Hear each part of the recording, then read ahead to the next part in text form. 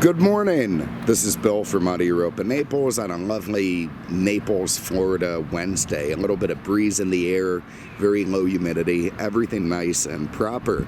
And I do have here, I have this 2006, forgive me, I'm laughing. It's been one of those mornings. I have this 2006 Mercedes-Benz CLS 500 sedan. This is probably one of the most attractive designs Mercedes-Benz has come out with in the last 40 years. Some people may debate me on that, but I don't think they're going to be right about it. I mean, this thing is stunning. I remember the first time that I saw one. I hadn't really been keeping up on my car and drivers and road and track, so I didn't know it was coming out. I'd never seen a picture. I see one rolling down the street, 5th Avenue here in Naples, and I thought, oh my God, that is the most attractive sedan that I have ever seen. And imagine my surprise when I found out they call it a coupe.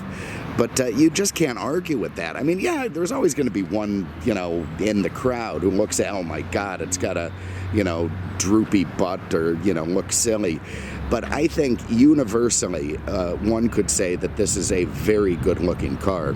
It's almost a German Jaguar, if you will. It's one of the first cars, maybe the first car, that I remember Mercedes-Benz being more concerned about the styling than the practicality.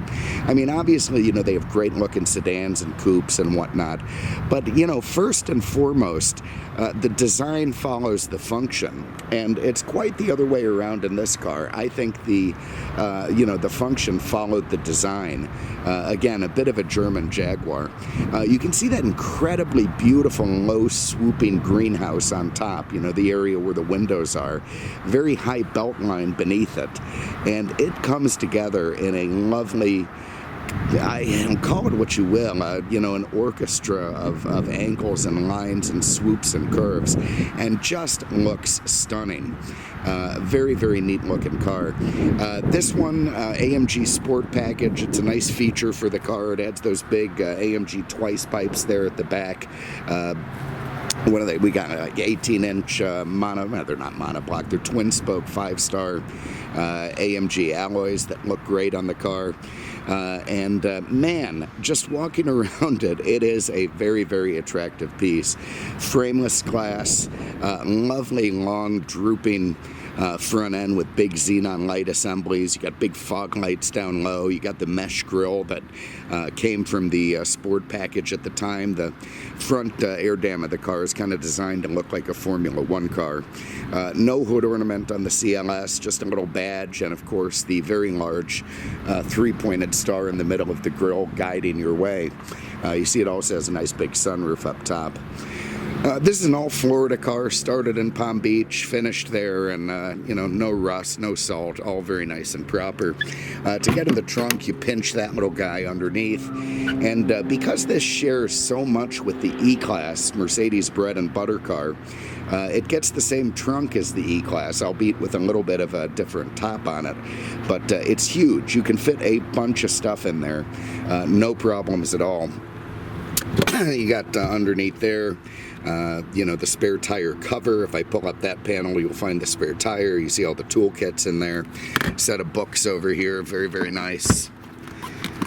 Lovely. You spend a lot of time going through that. It's like a library. But anyway, nice, big, useful trunk in these cars. Have a look under the hood.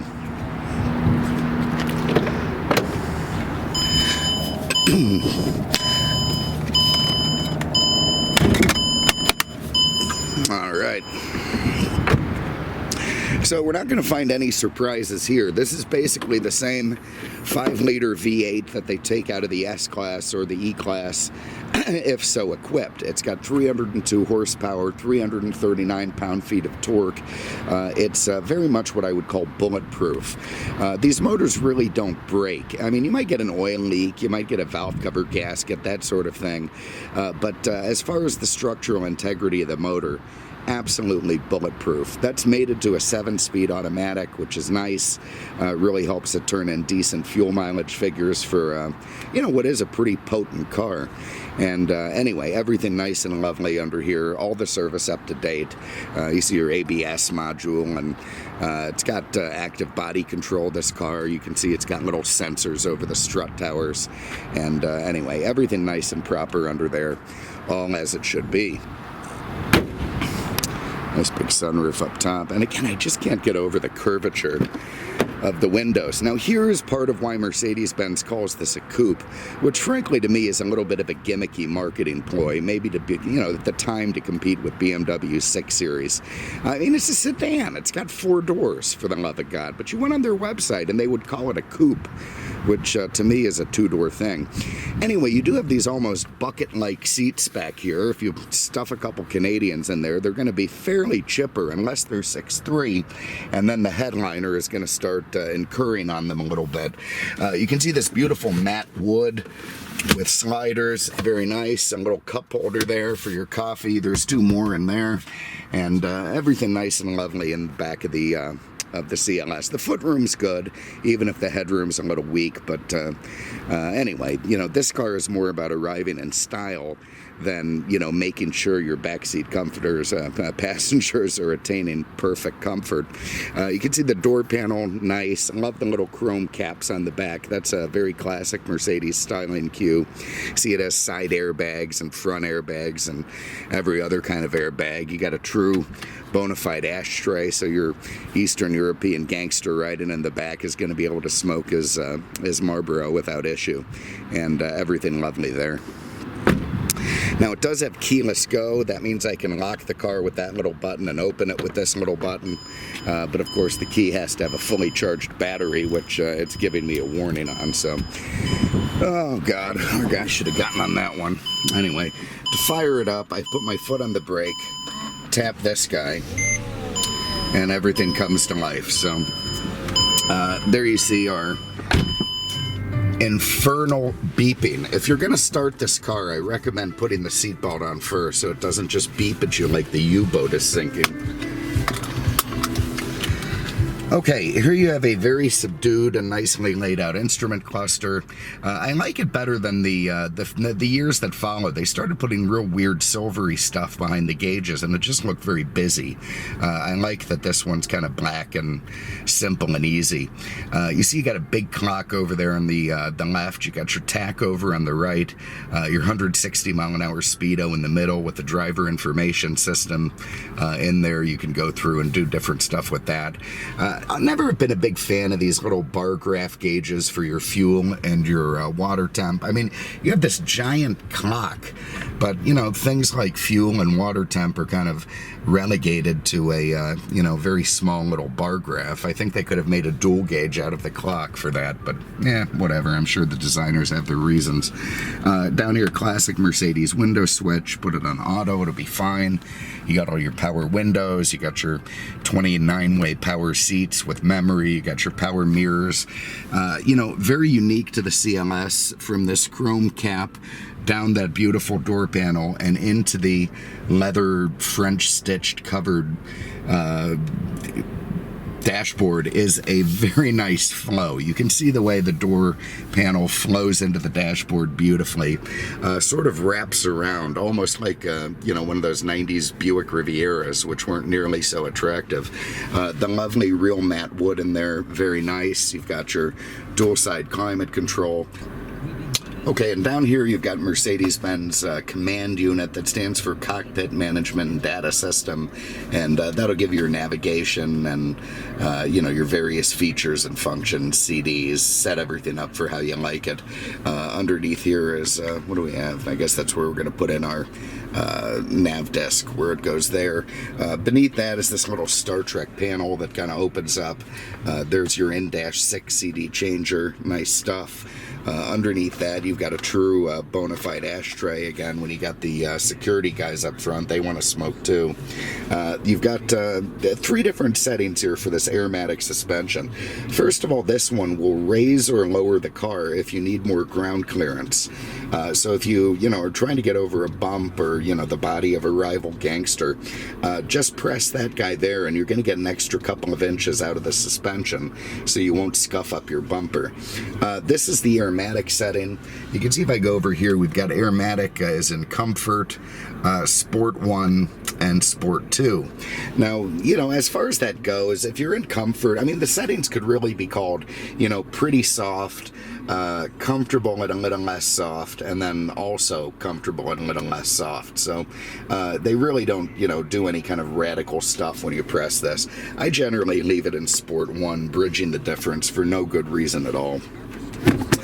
Here you've got some cup holders that I believe they'll pop up, but yeah, there they go if you need more room for your latte. You got a nice little center console area there. Up here you've got a nice big self-dimming mirror with Homeland garage doors. You've got Mercedes-Benz kind of lovely mood lighting that looks like it came from a modern Star Trek thing. You got a nice giant big power sunroof, which is lovely, works great, and everyone's going to be real happy. So anyway, let's go for a spin. Now, this is going to come as a surprise to you because this shares so much with the E-Class in terms of underpinnings. It drives quite a lot like the E-Class. I know, shocker there. But they do manage to give it a slightly sportier feel, which is quite nice. For some reason, the steering feels a bit tighter in this car than it does in the E. As we got pedestrians, we got trucks. So much traffic on our little back road here. And go this way. You can see these ultimate garages are going up over here. Nice looking place. Can't wait to see all the stuff coming in and out of there. That's an interesting looking construction worker. What can I tell you? So the steering, nice, good feel to it, good response. The braking, terrific. Really feels good in this car. The shifting, that 7-speed automatic, it shifts just imperceptibly. And, even though you've got all the, back here, it's got little flippity paddles. You can't see them. This was, before they made a show out of those things. Don't bother. I mean, don't go banging your way through the gears. This is a really good trans. It knows what gear you want to be in, probably better than you do, unless you're Michael Schumacher or something before the accident. But, just let it be. Let the car be what it is and drive how it does, and it'll do just fine. Oh, God, after we get through this little traffic light, we are going to hammer it and see what we got. So anyway, it's fun doing this new video channel. I feel freed up to, because there's some cars that I've reviewed on the other channel, 20 times. How many CLKs can you do before people get tired of it? So now I can just do every one again, and that's fantastic. Let's hammer it. All right. Man, do I love the sound of that big V8. Absolutely gorgeous the way it just tugs and tugs. Mercedes V8s are so torquey. They give you a lovely sound quality coming through those AMG pipes that's just nice. Again, the nice steering in the car. We're gonna have a little sun here. Sorry about that. Oh yeah. And of course, being in the sports setting, that sort of wakes up the trans a little bit. You gotta be careful with that word these days. And of course, fantastic brakes, really nice modulation, just lovely. And we got the sun behind a tree. I'll stop there because I can't really get past that truck anyway. So there it is. Anyway, 2006 Mercedes-Benz CLS 500, clean Florida CarFax the whole way. Drives great. Went over it in the shop. Everything in nice shape. Mercedes-Benz signature colors, the brilliant silver with black leather inside, and just a fantastic, lovely German Jaguar, if you will. If you have an interest, give us a call, 239-298-8000, on the web at aenaples.com.